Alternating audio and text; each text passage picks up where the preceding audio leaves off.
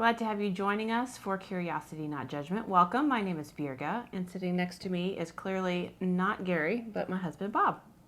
Yay. He and I are in Tucson for a conference. Gary has been traveling in another direction for conferences, and we were having a hard time getting our schedules to line up. And so I asked my husband if he would be willing to sit in and do this podcast for today. And he was agreeable because I think we had an important subject matter that we wanted to cover today, which is sobriety. So I'm going to let you kick off and tell a little bit about your story as much as you feel comfortable, and then Okay. we'll have some questions around it. Okay, that sounds good. So basically, my relationship with alcohol started about 30 years ago, and it started like in college. Usually with college comes binge drinking and stuff. So I did that with my friends. It became kind of a lifestyle on the weekends because I couldn't do it on the week because we had school and stuff. So that's when it would happen, was on the weekends. But then I gave my life to Jesus in 98, and a change happened, and I just stopped drinking. I didn't propose to do it, it just kind of happened naturally. And I got married to you. Mm-hmm. And drinking was kind of reintroduced to my life because there's freedom to do whatever you want. Not whatever you want, but there's, drinking is acceptable in the Christian faith. So I'm like, okay, there's freedom in that. So let me go back to that. And so my father-in-law would have wine, and my dad rediscovered wine, and then my brother-in-law had whiskey, and so it just slowly started creeping into my life a little bit. And it just became a part of an everyday celebration. Not every day, but special occasions, birthdays, holidays, weekends, Thursdays, family time. And it just kind of became just a little bit too much. And at the time, I didn't know what was happening, but my tolerance level was going up. So I just needed more to feel that initial buzz. And so basically, I think that was one of our major problems. Our first couple of years of marriage was that, and then I tried to hold back, and regulate to moderate, and then I'd quit for a week, I quit for 2 weeks, I quit for 2 months, and I think I'm going to do it better. But it just kept on rearing its head, and I drink like 2 to 3 times a week, usually 2 to 3 drinks, but every now and then it'd be like 5, 6, 10 drinks. Because, well, I don't know why, but it just did. And it was part of the games. Football game is on, watch it with family, drinks, all the holidays. It just became a little bit too much. And then recently, about 2021, my sister introduced a book to me called This Naked Mind by Annie Grace. And she's like, she told her story of her experience with alcohol and how she was up to a bottle a day of wine. Author. The author, yeah. And I was like, she goes, I'm not dumb. I'm a professional. I'm highly educated. I'm really accomplished. I've been all over the world. But now I don't know why I'm here. And so she made the discovery of she decided to investigate what alcohol is about and why this is becoming such a big part of her life. And she was just curious about, what if I didn't drink? And she invites people to go on this journey with her, basically. She goes, just give it a break for a month and see what happens to your life. See how you feel, just with an open mind. And then as you do that every day, I'm going to share with you some videos about what it actually is doing to your brain. And so she's like, give me the first 10 reasons as to why you drink, and let's go over those reasons. And one of them is that it relaxes you, it's for the good times, it loosens me up, I'm a better conversationalist. And she just went through everything, the reasons why people drink. She just went through every one of those, and she just kind of debunked it. It's like, that's not true. Your body, you think, the other thing that is true is that buzz when you get after 20 minutes.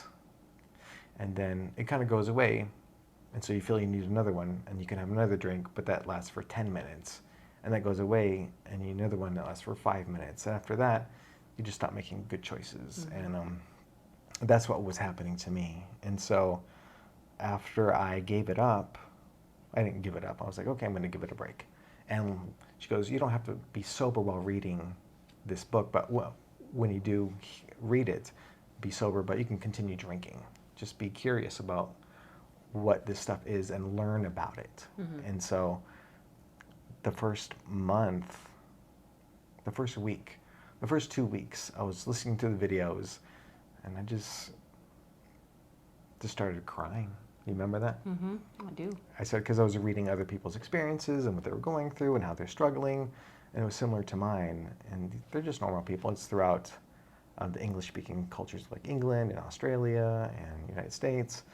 And I found this community of people that were going through the same thing I was going through, but they had been trying to give it up for years, and it was destroying their lives. And some people, are just like me. They're just like, it's not like I got a DWI, I lost everything, got a divorce, all that. She made it clear that you don't have to lose everything. You don't have to hit rock bottom to Right. stop drinking. And so I stopped for a bit, and this happened August of 2021. And then I couldn't sleep really for the first month and a half. I'd have like 3 hours here, 2 hours, 5 hours. Never a good night's sleep. But then it started getting better. And then I felt like I came out of a cloud, and I could see things for what they were. And I had a clarity on my relationship with you, Mm-hmm. my relationship with the girls, my job. And I'm a probation officer, so I deal with people that have drinking issues and DWIs and domestic violence charges all the time. And so I always wonder, like, why can't they just stop drinking? What's their problem? And I never really saw alcohol as the biggest issue, but it just kept on rearing its head. Mm-hmm. And once I was out of my life, I found a clarity and then a joy. Mm-hmm. A joy that I hadn't experienced since '98. It's been like 20 years. I'm a pretty happy guy, right? Mm-hmm. I get along with people, and I can find the good in most any situation. But this took me to another level. And then, like she said, I have the freedom to have as much as I want to have. I just don't want it anymore because I know what it does. And it causes cancer too, and it's highly addictive, and the amount of calories and the damage to the brain, and it's damaging to every single one of your organs. There's actually no benefit. People say the antioxidants. You can get antioxidants from a glass of juice more than you can a good wine. So let me pause you for Yeah. a minute in the story. So because this is all about curiosity, not judgment, I think it's important to talk a little bit about how you approached the book and approached the process of doing the recommendations of the book. You could have gone in there with a really judgmental attitude and say, oh, this is not going to work, this is full of garbage. But you really did have an open mind. You had a curiosity about it. Talk a little bit about that aspect. So, at first when I heard about the book, my sister sent it to me. She bought it to me. She goes, it's in the mail, you're going to get it. And at first I was upset. I was like, you think I have a drinking problem? You drink too. Why does this have to be? And I imagined my life in all its aspects with alcohol. And it made me really sad to think I wouldn't have it because it was so ever present in every one of my get-togethers and relationships, and Every social setting. Every social setting, and I felt like it wouldn't be fun unless I had it, because that 20-minute buzz is real. That you get the buzz, and that's real. But the price you have to pay for that buzz is so great, and the damage done is so great that once you know what it's actually doing, you stop having that argument with yourself. The Cognitive dissonance. Cognitive dissonance, kids. It's that continual argument that you have with yourself, like, it's the good times, and then, but I feel like crap. It brings me I'm socially active, and I can talk to people, but it's just, I need more and more of it. There's always this argument I have with myself, like, should I, could I? And they're like, oh, and then you put little rules on yourself. I'm just going to have 2. That's it. I'm just going to have 3. And then when you're into your 6, you're like, how does this happen? And then the book explains why that happens, how that happens. And so once it brought a knowledge to me, you can't just ignore it. Mm-hmm. Now you have the knowledge. It's like in the What are you Matrix. gonna do with it? Right. Like in the Matrix, when you take the red pill, it's like, you can't unknow this stuff. Once you know it, you know it. And so I think people should just be going into it being curious, Mm-hmm. saying, what would my life be like without it? Now, if you go into it thinking it's going to be awful and it's going to suck, well, guess what? It will suck because you're expecting that. And no matter what you go through, Prejudged it. yeah, you've already prejudged it. You're like, it's going to be terrible. Like, you're going to go to a social situation, like, see, it was terrible. I felt awkward, blah, blah. But if you go into it with an open mind, I think you might realize that you're just better when you're with just yourself. Just when your mind, like the book says, is naked. It doesn't have anything. There's no stimulant. There's no depressant. There's no nothing. It's just you being you. Mm-hmm. And once you can get a hold of that, you'll find a strength. I did. I found a strength and a freedom that I never thought was possible. And so I don't preach at people, you got to stop drinking. I just let them know, this is my story. I found freedom and happiness. You might want that too, or just at least try it. Try the 30 days with an open mind. I think people can find some joy. Mm-hmm. But if you go into it with an attitude, you won't. You'll regret it, resent it, and go back, I think. Yeah. Well, and this reminds me about, many times over the years when I've had an attempt to lose weight, I've had an attempt to cut out sugar, I've had an attempt to do whatever it is that I'm going into it, and attitude makes all the difference in the world. And if I've already prejudged this is going to be a terrible period of time when I'm depriving myself of this substance, caffeine, calories, sugar, whatever it is, then yeah, you fulfill your own prophecy. It does become a terrible time. But when you go into the situation with a curious mindset and saying, I wonder what I'm going to feel like, and I wonder what my experience is going to be like as I go through this journey, and could this be beneficial for me, I think really does have a vastly different outcome. And I want to talk a little bit about the social aspect of alcohol, food, anything that we find ourselves addicted to, and or deeply associated with a particular way of life or a lifestyle. And so I think I am being curious in my own journey about how deeply intertwined junk food, high calories, that food buzz is associated with football games and get-togethers and holidays, and there's something even in the high calorie, high fat, high sugar stuff that not in the same vein as alcohol necessarily, but I think there is some similarities that definitely could be derived from it. For sure. When we have that mental association, that mental bridge that ties happiness and good times to a food or to a drink, then we have to really start asking some curious questions. And so I think that's really why I wanted to have you share your story today, have us ask some of these curious questions of the audience. What have you associated with, happiness or good times? And is that really producing the result that you've associated it to produce? Is a bacon wrapped cheeseburger really making this time so much better? Mm-hmm. Or are you having a physical and chemical response to high fat, high calorie, high sugar, kind of like this dopamine rush?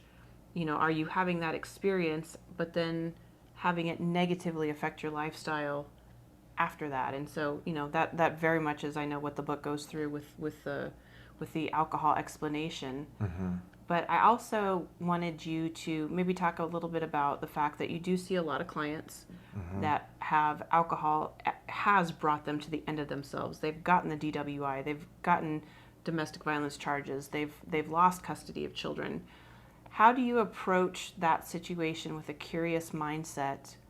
And I know it's easy for you and your personality, but how could one approach that type of an environment with a curious frame of mind and not come after it with judgment? Because it's really easy for us to look at someone else's sin, point out somebody else's error, than it is to back up and say, let me approach this with curiosity. Right. I think in order to even begin that, you have to start with relationship, with getting to know the person first of all, and not just like, you got to stop drinking and this is why. Now, for probation, they actually have to stop drinking and they know why. But a lot of, I'd say most of the clients are unaware of what exactly alcohol is. And they're like, I'm just going to stop this for this year. I'm going to go right back at it. And I'm going to do it better. I'm not going to overindulge. I'm just going to, and it's the same thing of moderation. For me, I know moderation is an absolute hoax. It's not a possibility for me. Because even if I were to have just one,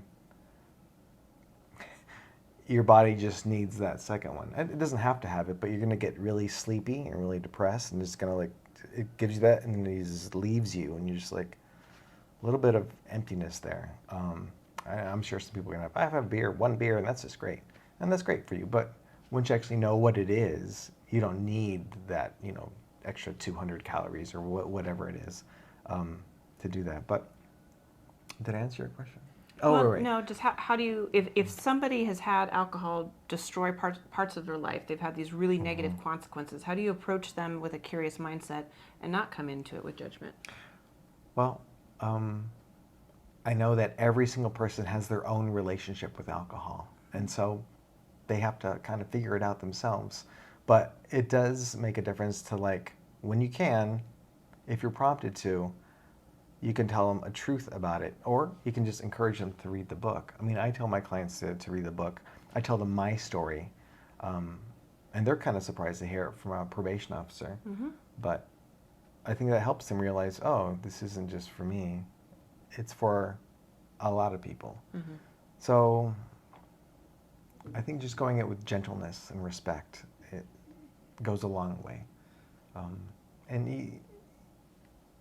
I just care what happens to my clients, honestly. I want them to succeed. I want them to find just a better way, just the truth that maybe they haven't always known. Mm. And so just approaching it slowly. I have time with my clients, so I'm going to see them for a whole year, so I don't have to shove anything down their throat. They can see it in my actions, and they can see that I care, and take it slowly. I would take it slowly when talking to people. And if you don't feel prompted to, and maybe people don't have issue with it, maybe you never have to bring it up. I just find it just ends up coming up. People ask me all the time. Yeah. Well, I think part of the benefit that is in the situation that you're experiencing is, A, you've had a very positive response in your own life to cutting alcohol out. You've found a freedom, you've found a joy, you have reason to celebrate. And though you've kind of kicked it, you still are maintaining a posture of curiosity, like, what if you experience something similar as you have these conversations with folks? Because you could, I suppose, come after it with like, hey, I did it, now you have to do it. This is my judgment on you. Here's the law. You have to cut it out anyway because of the specifications of the court program that you're in, but you still have an attitude and a mentality of gentleness and curiosity. And I think that does a lot to set the stage for somebody to kind of receive that curiosity and what if this way of living could really change my life? Right. It's just, you just have to be careful how you say what you say, because a lot of people are not even going to be ready for it, or they don't want to hear it. And that goes for anyone in my family, any one of my friends. You just have to wait for a moment. It just ends up bringing, I mean, they ask what's going on in your life, and that's just something that comes up. And so, yeah, I'm happy to share with everybody. I'm not ashamed in any way. It's one of the proudest things I've ever done. Yeah, there's zero regret. And I'm not to say like I'm never going to have a drink. I honestly don't see where or how I would have a drink, honestly. But I dealt with it for 30 years. I've experienced everything about it. I think I can speak on it a little bit. I don't know. Yeah, that's good. Thank you for sharing that. Sure. You know, in full transparency, I think one of the biggest things that we have dealt with in the first, I don't know, 15, 20 years of our marriage was, I'm not going to say fights, but definitely hurt feelings over excess drinking. Sure. And I'm so thankful that your journey has brought a new joy and a freedom into our relationship as husband and wife. Mm-hmm. I am very aware that though that wasn't an issue for me so much, I have my own issues. And, I mentioned high calorie foods and high sugar foods. And we live so much in a culture of celebration where food and beverage are directly associated with birthdays and anniversaries. And you get good grades in school, you go out for ice cream. You had a promotion at work and you get a special dinner and all of these things, and it is so deeply ingrained into us that food and drink is the substance of celebration. And it is really hard if you don't have a resource that really breaks down, the elements of what you're putting into your body and how it's impacting you. It's really hard to get a different view. It's hard to shift that mentality. And so, certainly something that I'm well aware of, that I'm working on. And do I eat pretzels in moderation? Do I have dessert in moderation? Does it need to be cut out entirely? I know there's lots of literature about what sugar does to your body. I'm not suggesting that there's not those types of things out there, but just to say, I am very, very aware of how deeply intertwined our culture and celebratory and good times are with food and drink. And so it is a very real issue for so many people. I'm really thankful for your journey. I'm really thankful for the freedom that it's afforded us as a unit, not just you, sure. but then also for all the conversations that you have with everybody that you're serving. So For sure. I will just wrap it up for this episode. I appreciate you sharing your story and being vulnerable. Sure. Mm-hmm. I will be back with Gary next week, I believe, and we will kind of be back in our normal composition for this podcast. But until then, I hope you are staying curious and thinking about all of the questions that we've posed during the course of this episode and how certain things, food and drink, are impacting your own life, and maybe some of the journeys that you need to explore to find some freedom. So take care and have a great day.